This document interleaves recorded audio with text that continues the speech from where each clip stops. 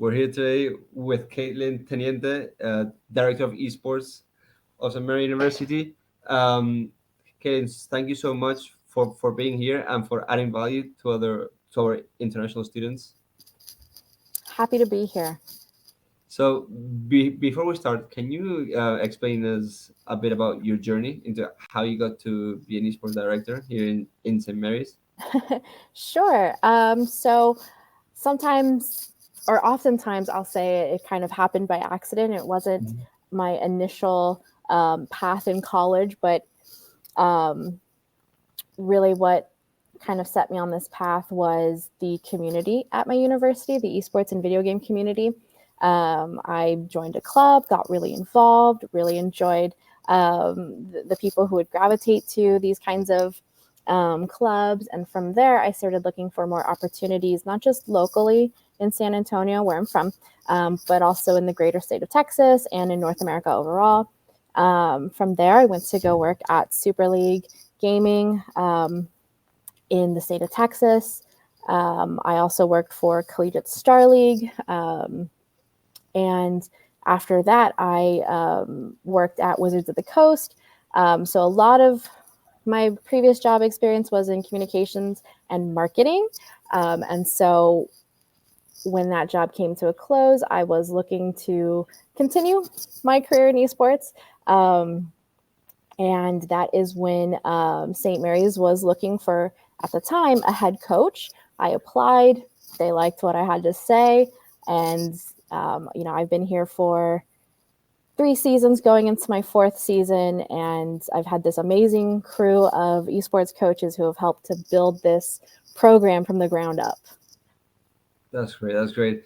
And how would you say you enhance like the students' motivation to increase their academics? I mean, because I know the students get the good time management skills. You have a minimum GPA requirement that makes them attend more to class, get those good grades. But what other aspects do you think the students have in your program? I think every student's a little bit different. I know some of my students, they were initially intrigued about the program because of the priority class registration. They get to sign up for their classes before anyone else on campus, and that is reserved only for the student athletes here at St. Mary's. Some of them really liked our gear and decided, I want to do whatever it takes to wear that jersey, to wear that gear. Others had a very strong sense of competitiveness and wanted an outlet for that. Some wanted community and a sense of belonging. So I think everybody who is in our program has gravitated for different reasons, whether it be to be a student athlete for one of our 6 varsity teams, or to be part of our student staff working on our social media, our broadcasts, or our on-campus activations. So no one size fits all. That's great. And how do you, because this is a question most parents ask us, how does the program make sure that the student has a balance between social life, academics, and esports? Because usually they have a tight schedule, with their class and then practice and competition. So how does the program make sure that the student doesn't get very overwhelmed, let's say? Sure. So I think it comes down to our framework, right?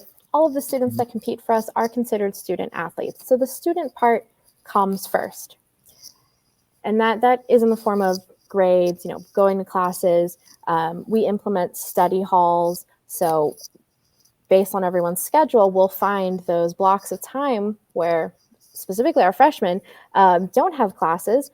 We schedule that time for them so that they can get ahead on studying, get ahead on homework, go to office hours, any number of things that they need to get done before they even come to practice, before they even show up for game day. Additionally, yes, practices, you're going to have practices every week, but they're a set schedule. You're going to know weeks in advance when your next practice is. You're going to know what time it's starting, what time it's ending. You're going to have that expectation already set. But the third part, and this is where I think the expertise of my coaching staff comes into play, is the mental health and wellness component of our athletes, in that it is a very big goal of our program to make sure that students feel supported, not just academically or competitively, but as people as well. And so that comes in the form of actual resources and our coaching style being mentorship first. So some of the resources that we provide for the student athletes are things like sports psychologists. So we have our sports psychologists come in once a month to work with our teams, and it can be like an hour-long session, or it can be something 5 to 15 minutes long, but they're working with that specific team with their specific needs. And again, it's not a one-size-fits-all. Additionally, we work with the Wellness Center and Counseling Center here on campus to ensure that students know what resources are available to them. We're not going to force anyone to go to the Counseling Center if they don't want to, but just knowing that it is available to them is key. And then the third part is a mentorship first mentality. I'm not the only coach in this program. I've got 4 other assistant coaches who assist in running this program, coaching our teams. And with everything that we do, it is with a mentorship first mentality. Yes, of course, we want you to be successful as a student. We want you to be successful in game, but we also want you to be successful out of game. And that's where, you know, maybe it's a little out of the ordinary, but, you know, getting to know the students more than just them as students, learning who they are as people, and being able to provide that professional environment for them, but also be able to provide them with a space where they can ask us questions in a mentor and mentee relationship. It does take a little bit extra work, but I have found it to be more than worth it. That's great. So many questions about what you just mentioned, but let's break it in parts. Sure. So, in the health and wellness, like, also, do you also make conscious the students about the nutrition and physical activity, how it can impact their performance? Both in class and in practice and competition. Do you make it a requirement, or do you like make it like, or do you have the resources available and tell them you can go here if you need this matters, like, how would it work? So it's a couple different avenues. So number one, all of the athletes in the esports program are required to complete workouts twice per week. So they will work with our head strength and conditioning coach and his staff to complete their workouts every week. And we are so fortunate. I mean, I cannot express this enough. We are so fortunate to live in our athletics department and work with some of these amazing professionals, because our head strength and conditioning coach, we are his only co-ed team. So he goes above and beyond to create personalized workouts for the esports roster. He's available to, teach anybody who's maybe new to strength and conditioning. He's there to update plans. And if there's an athlete who wants to focus a little bit more on something else, he's there to assist. So that's one part. The second part is utilizing additional resources that exist in our athletics department, like our athletic trainers. And again, they're helping with the physical recovery. And some people might laugh at that, but we have found that there are injuries from time to time when it comes to esports for hand, wrist, elbow, shoulders, and the trainers are well trained in how to handle those kinds of injuries or sprains. And so that's the physical component. Now, when it comes to the nutrition and, even things like staying hydrated and getting enough sleep, that really is us as a program prioritizing that information, prioritizing getting that information to students. We can't force them to eat something specific. We can't force them to drink water, but we can have this culture of encouraging healthy habits. And if people have questions that we are unable to answer when it comes to nutrition or diet or anything like that, we have resources on campus. We can figure out the right person to get them to who does have the answer. So again, it might be a little bit more work, but when we lay this all out for the students, oftentimes they will utilize the resources at their disposal if they know about them.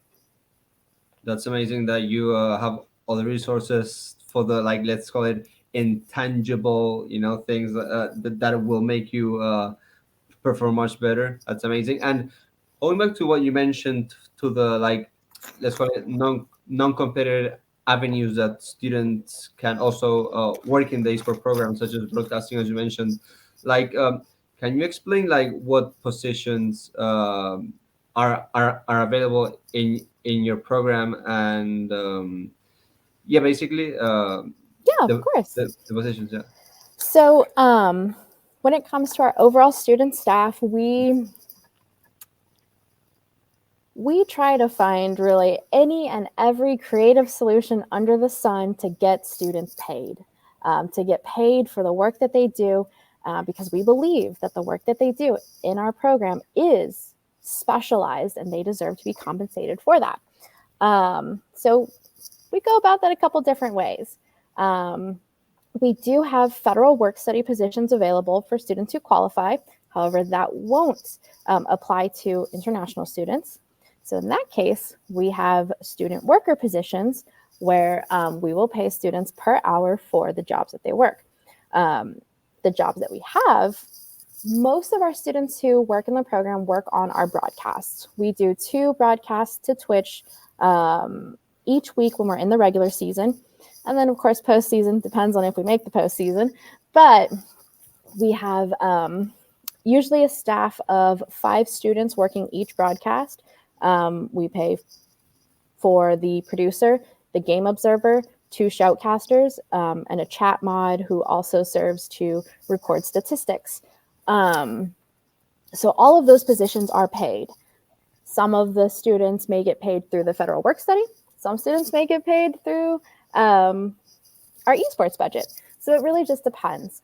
One of the things that we really believe is that there's a place for everyone in esports, and that we can probably teach just about anybody how to run a broadcast. So we have a lot of students who come to the program who maybe they're not very interested in video games, maybe they're not really interested in esports, but they're really interested in learning how to produce broadcasts, whether it be for esports or traditional sports. And we teach them. We teach them how to do it. All of our broadcasts, we produce them on vMix, and that is what we use for both esports and our 12 traditional sports here in our department.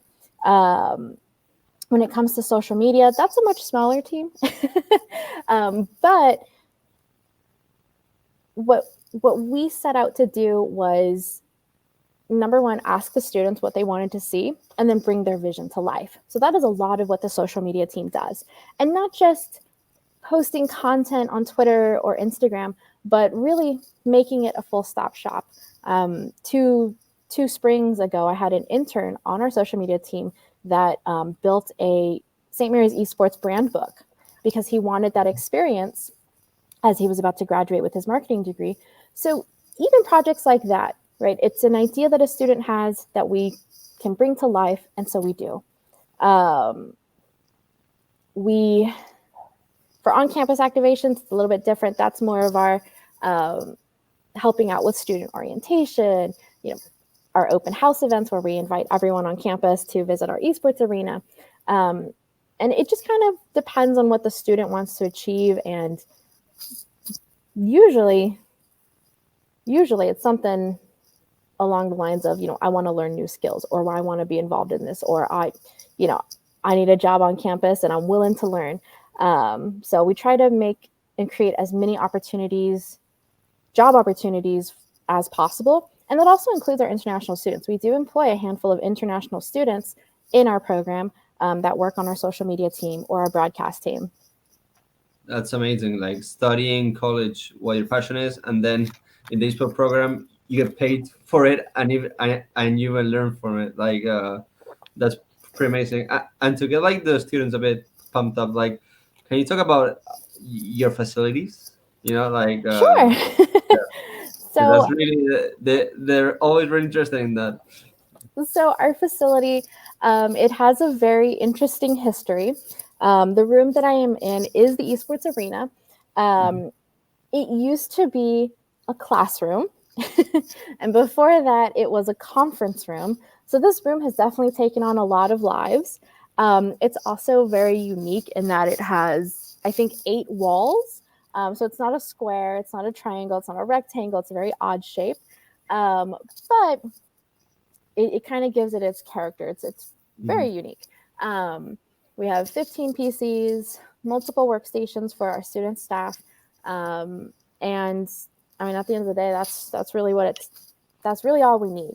However, for our broadcasts, we do operate all of our esports broadcasts in our athletics production room. So we do share that space with. We do share that space across campus in another building, but I think it adds to the experience, to the charm. Something to be said about hauling over a bunch of equipment across campus to set up, one of our biggest streams of the year. It's a good experience. That's right. And how would be like a day to day of a student? Both with their classes, practice, and competition. Because for sure, they need those time management skills. And also, apart from their day to day, how do you make sure that their academics don't interfere with their gaming, and they also have time for maybe tutoring if they need it for Oh some yeah, social life as well? of course. So when it comes to the academic portion, we work with our associate director of athletics for compliance and internal operations. Basically, he is the person who sends me the grade report multiple times a semester and says, hey, you might need to chat with this student, see what's going on. And from there, maybe there is a student that is struggling with it could be any class. At that point, I'll talk to them and be like, hey, what's going on? Is it something like maybe your professor hasn't entered the grades?